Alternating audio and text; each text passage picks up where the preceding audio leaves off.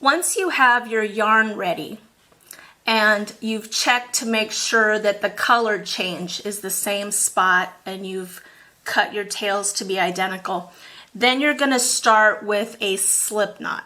And just for measuring purposes, I have them both here at the same time, and I'll do them both at the same time. So you make a little loop, flip it over and pull the tail through, make a little loop, flip it over, pull the tail through. Okay? Grab your circular needle.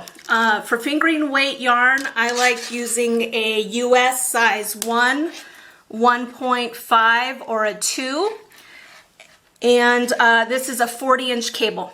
You don't want to go shorter than a 40-inch cable when you're doing 2 at a time. There isn't enough room to have all of the things you need.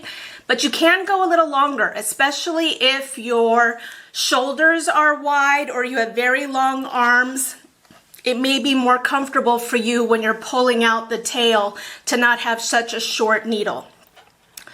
We always begin in the ready position with both needle tips facing to the right and the tail off to the left. And as I'm going through, I'll be talking about the bottom needle or the back needle, depending on how your needles are oriented. But for the toe, you're almost exclusively going to have a top needle and a bottom needle. Start by placing the slip knot of your first skein on the bottom needle. And this does not count as a stitch. This is just a placeholder. Okay? You're going to then wrap your needles. It doesn't have to be crazy tight. It doesn't have to be too loose because as you pull the tail through, it'll give you a little bit of flexibility. But you're going to wrap your needles the number of stitches you need for your toe. Most toes start with 10 or 12 stitches. If you have a very small foot, you can start with 8. If you have a larger, wider toe area, you can start with a 14 or a 16, even if you're doing a man's sock and he's got really wide, flat toes. All right, so to do the Turkish cast on, we're going to go up the back, down the front for each stitch. So that's 1.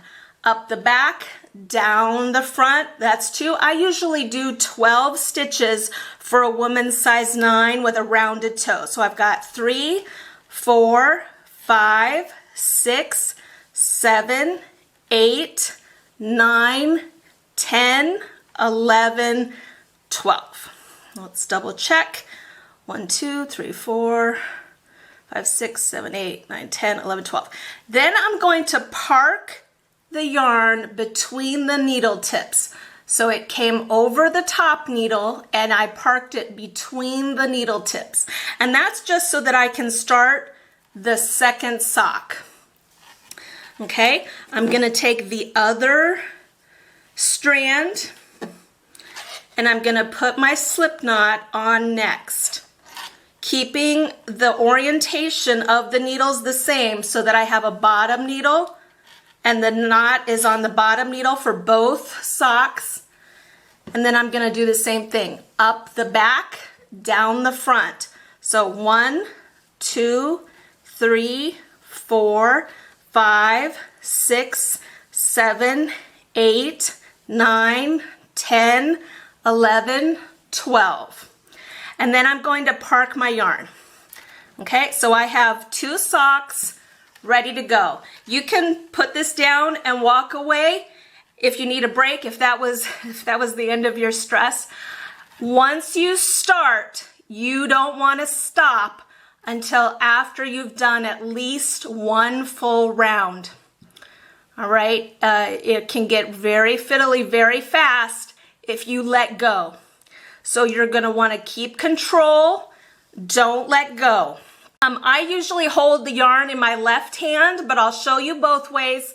To begin with, you're going to unpark your yarn See how I have my finger holding it so nothing's moving? I unparked it. I just let it out from where it was parked. I still have the same number of stitches. I'm going to pull out my back needle. So I'm pinching the stitches so they don't move, and I'm pulling out my back needle. I want to have an ear on both sides. So here's one ear and here's the other ear. Always have ears. Never pull your needle all the way through. Okay? After you have your needle ready, you can pick up the yarn and hold it in your right hand and work this way, or you can hold it in your left hand. And since I hold it in my left hand, that's how I'm going to wind it. Slide your first sock up towards the needle tip, right? I have it pinched between my fingers to keep all those stitches nice and together. Right? There's my first sock. I have it pinched. I'm going to take my needle and knit this first stitch. And I've got one, keeping the stitches nice and together. Don't wiggle or spread too much. 2,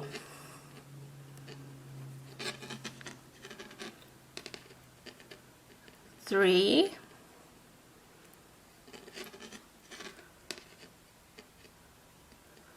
4. I have them pinched in my right hand and pinched in my left. I'm not letting there be any spread or gaps.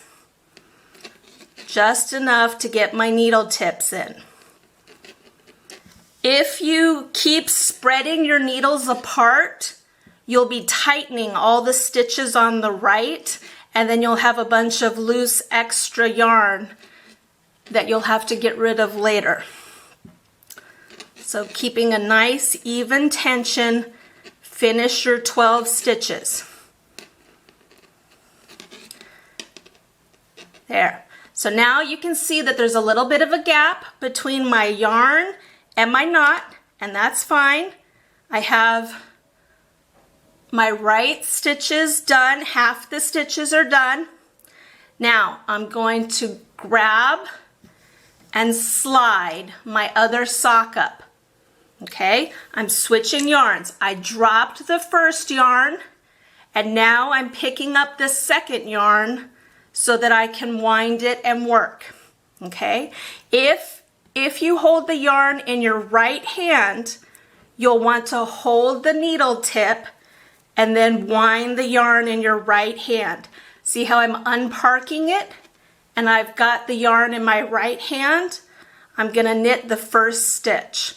So I push it in, I've got it right towards the tip, I wrap and pull through. There's 1, 2, you can tell that I'm not usually a right-handed knitter. 3, nope, lost it again. Let's wrap it better.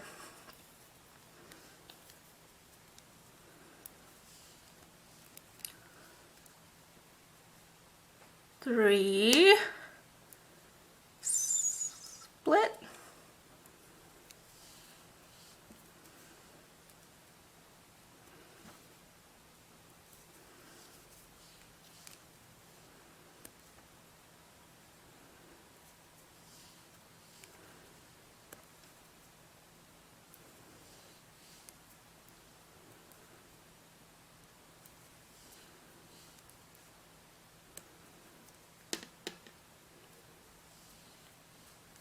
as I get towards the end, you have to be very careful the orientation of your needles.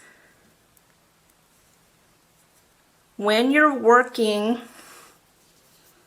the magic loop method for the toe, you will basically have your purl bumps on the back or on the top when I get it turned around. So here's my little bit of extra yarn, right? I've got my 2 different socks. Okay, now I need to switch my sides. Okay, I'm gonna rotate my needles, keeping the front facing me. I'm gonna rotate my needle and I'm gonna return to the ready position. And the way that you get back to the ready position is you have to push that top needle back into your stitches. So gently hold it, wiggle, wiggle, wiggle to get it back where it belongs. Wiggle, wiggle, wiggle. And I'm back to my ready position.